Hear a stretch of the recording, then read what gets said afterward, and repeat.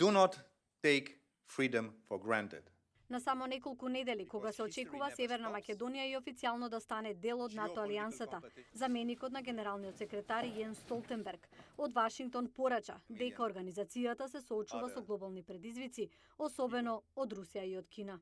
Russia's actions challenge on our democracies. Акциите на Русија се предизвик за нашите демократии преку обидите да не поделат, да го подкопаат нашиот начин на живот и да предизвикаат недоверба во нашите вредности. Се зголемува и заканата од Кина, вели тој. Таа станува потенцијален пазар за сите држави, во кој полека го наметнува и незиното политичко влијание. China has come a very long way. Кина бележи брз напредок. Таа е втора најголема економска сила во светот, како и втора најголема безбедносна сила. Кина неодамна промовираше континентален проектилен систем што може да достигне до САД и Европа. Овие предизвици, смета тој, се доволно сложени државите да сватат дека НАТО продолжува да биде апсолутно неопходна и мултилатерална институција.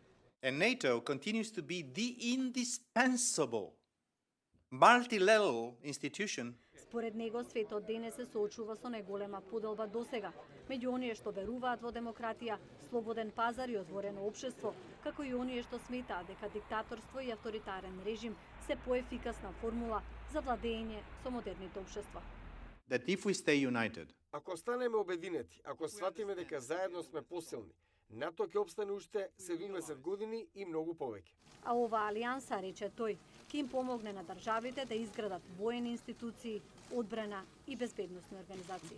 Членството во НАТО не значи само зголемена безбедност, туку и владење на правото, заштита на човековите права и борбата против корупцијата, порача заменикот на Столтенберг во Вашингтон.